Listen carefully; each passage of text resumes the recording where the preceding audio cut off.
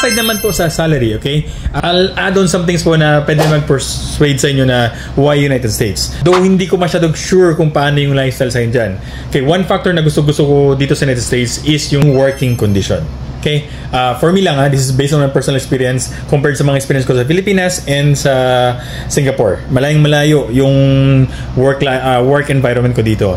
Dito, super hindi nila ako inaabuso kasi I have my rights. Alam nila na may rights ako and kung iano nila yon, pwede ko silang kasuhan. Something like that. So, that's one really good thing po dito sa United States. Though, hindi ko alam kung paano dyan sa Europe, kung paano sa inyo. Kasi dito, example na lang never ako pinagalitan dito sa United States. So that's really something new po versus nung nasa Singapore ako and nasa Pilipinas ako, kung saan para akong may takot sa doktor. So dito sa US, walang ganun. Wala akong feeling ng ganun So chill lang. Kung meron man, super mild lang talaga. Kasi normally kung mag-English ako, doon yung anxiety level umaakyat. Pero sa una lang yan. Pero afterwards, medyo naging comfortable na. So, that's one good thing po. Tinatrato kami dito as equal o halos equal po sa nurses and doctor. That's one really thing na gusto ko dito. And yung mga boss din dito, hindi sila nagagalit-galit, yung magsita-sita, yung ganyan sa mga head nurse sa Pilipinas, yung chine-check talaga yung pag-chart mo. Doon chine-check din naman dito, pero hindi ka pinapagalitan kasi nga professionalism, okay? So, ina-adhere nila yun dito na tinatrato ka as someone ka-equal mo or talk to you professionally. So, that's one really good thing na about dito sa United States. Though, like I said, hindi ko alam paano dyan. If you can comment sa mga ibang tao dyan, please comment below kung paano yung professionalism dyan sa inyo. Kind of curious din kung paano yung nursing sa ibang bansa. So yung quality of life po para sa akin dito is better compared sa previous mga scenario ko. Like sa Singapore, ang ganda ng Singapore, malinis, super like mababa yung crime and all those things. Pero naman yung trabaho, Diyos ko po, sobrang nakakapagod. So pinapatay ako ng trabaho ko before doon. Kaya isa sa mga reason ko talaga kung bakit nagmamadali talaga akong umalis noon sa Singapore. Kasi namamatay na yung likod ko. So here, wala. Super chillax yung likod ko. Nagulat yung katawan ko, sobrang chill. Inaantok ako na first few months dito kasi hindi ako sanay na hindi fast-paced yung trabaho ko. Based on personal experience ko sa hospital na pinuntahan ko. And compared naman sa other hospitals na pinagtrabahoan ko, malayong malayo compared sa Singapore. For me lang normally I only work 3 days a week. Yun yung nire-require sa akin sa kontrata ko. Pwede ka mag 4 days kung gusto mo or half day nun per week, pick up, mga ganun. But it's really up to you. Yung 3 days na yun, kaya ko nang mag-survive. Okay? I don't really have to push myself.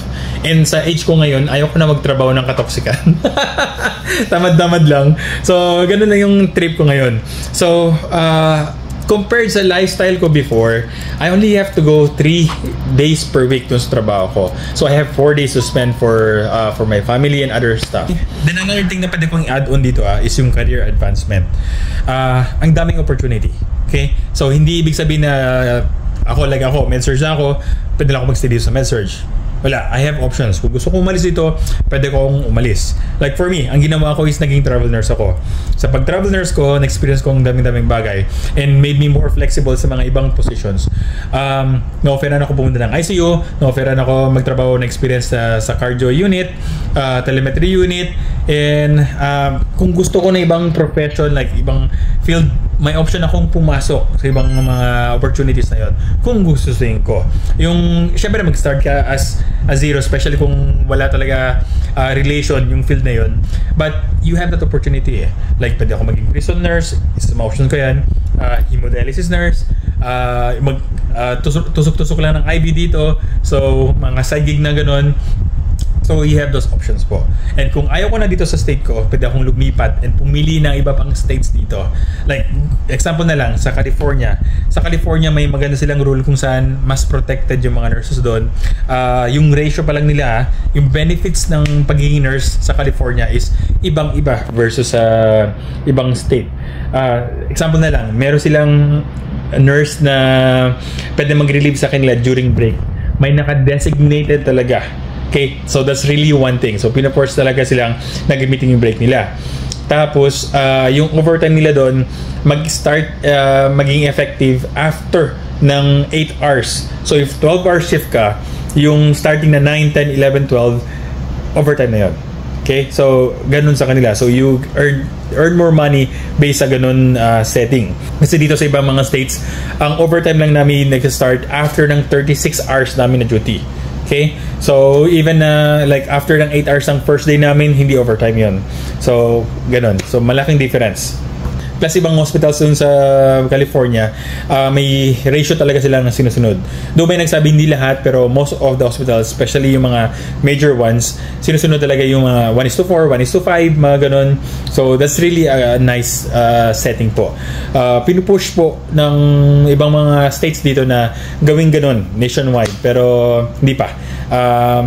May mga sumusunod pero hindi pa talaga 100%. And that's really ideal po kung professional nurse ka, protektado na license mo, protektado pa yung future mo, mas magalang pa yung trabaho mo. So that's a really nice goal po.